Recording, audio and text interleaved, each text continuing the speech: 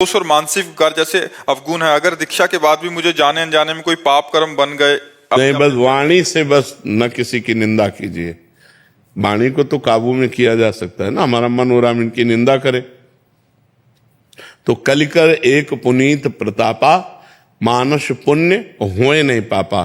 कलयुग में मानसिक पाप नहीं लगता है, तो मन तक आ जाए तो ठीक है, लेकिन वाणी तक ना आने पावे, हम क्रिया में ना उतरने दें। मन तक तो फिर पाप नहीं लगेगा, और क्रिया में उतर गया तो परेशानी। तो क्रिया को तो रोक सकते हो ना, क्यों व्यर्थ में पाप लोगे, क्यों व्यर्थ में दुख मोल लोगे। भाई हमारा जीवन सुख के लिए है, हम दूसरे की निंदा करेंगे तो अपने हाथ कुछ लगेगा नहीं, दूसरे का दोष दर्शन करेंगे तो अपने हाथ कुछ लगेगा नहीं, पाप ही मिलेगा। पर निंदा के किए थे आवत नहीं कछु हाथ, मूर्ख पर्वत पाप को ले चल अपने साथ। तो इसलिए विवेक धारण करके मन को रोकिए कि वो किसी की निंदा स्तुति आदि ना करे। अगर वो कर देता है तो ऊपर से आपके नहीं होना चाहिए, अंदर ही अंदर हो जाएगा तो उसका कोई पाप नहीं लगेगा। बहुत सावधान रहिए, परमार्थ का मतलब है सावधानी रखना। और ज्यादा किसी से संबंध मत रखिए, तो ये फिर बात ही नहीं आती।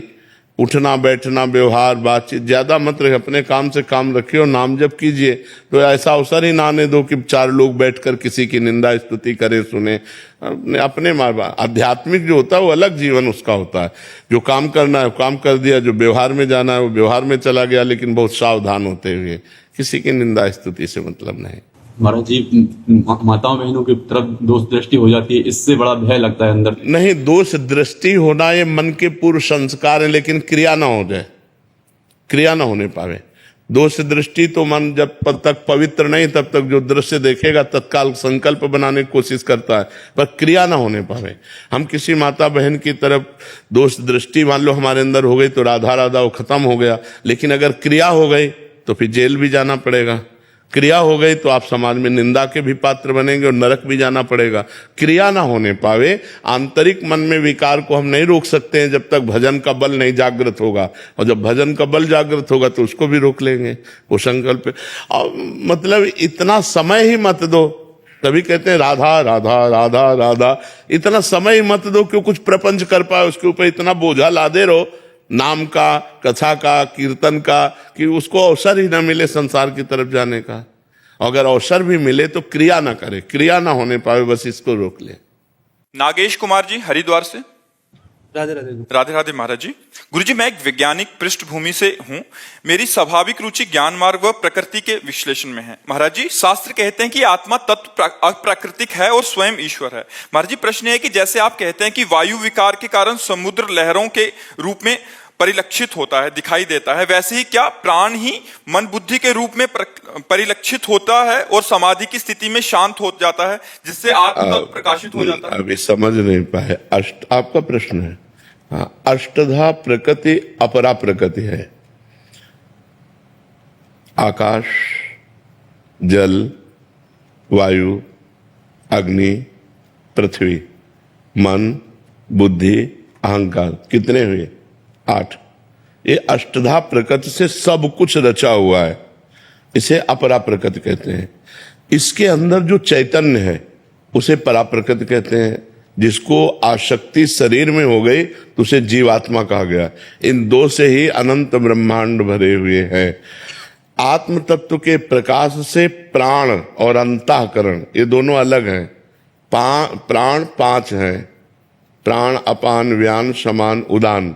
अंतःकरण 4 है, बुद्धि मन चित्त अहंकार। इन सबको प्रकाश आत्म तत्व से प्राप्त हो रहा है।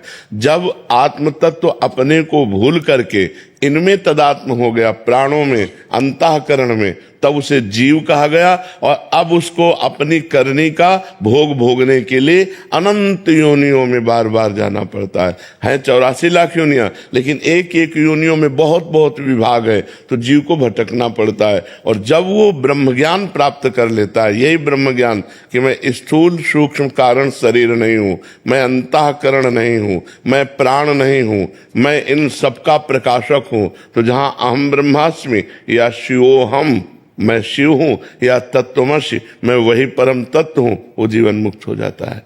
बात समझ में आ रही जी? क्या जिज्ञासा है? मैं यही जानना चाह रहा था गुरुजी, जो प्राण है क्या वही अभिव्यक्त होता है बुद्धि और मन के रूप में? प्राण एक प्राकृतिक वस्तु है, वो चिदानंद नहीं है, लेकिन उसमें जो चेतना है वो चिदानंद के फोर्सेस, जैसे ऐसे पर्दा किया और यहां एक बड़ा सा चुंबक रख लिया और इधर लोहे की सामग्री डाल दी गई, जिधर लोहे का आकर्षण खींचकर चुंबक तत्व से हिलन डुलन होने लगा, लोहे में कुछ नहीं है, वो चुंबकीय तत्व से हिलन डुलन उसमें हो रही। ऐसे प्रकृति में कुछ नहीं है, चेतना से उसमें प्रकाश होने पर हिलन डुलन हो रही। तो प्रकृति का प्राण है, प्रकृति का मन है, प्रकृति का बुद्धि है, प्रकृति का चित्त है, प्रकृति का अहम है, लेकिन परमात्म तत्व जिसे आत्मा कहते हैं उसके प्रकाश से सब चेतन हो रहा है। और जहां जीव सूक्ष्म शरीर को लेकर के बढ़ता है उसे जन्म होता है, जो सूक्ष्म शरीर का प्रकृति का त्याग कर देता है वो अपने स्वरूप में लीन हो जाता है। प्रकृति को स्वीकार करना ही तरंग नाम रखना है, ऐसे जीव नाम रखना प्रकृति से संबंधित होने के कारण। प्रकृति के संबंध का जो कभी हुआ ही नहीं, जड़ चेतन ही ग्रंथि पड़ गई, यद्यपि मृषा छूटत कठिनाई। जड़ चेतन में कभी ग्रंथि पड़ ही नहीं सकती, पर भ्रम से स्वीकार कर लिया गया, मैं स्त्री हूं, मैं पुरुष हूं, ये प्रकृति को स्वीकार किया गया है। तो प्राण कोई चैतन्य घन नहीं है, प्राण में चैतन्यता जहां से आती है वो आत्म तत्व है।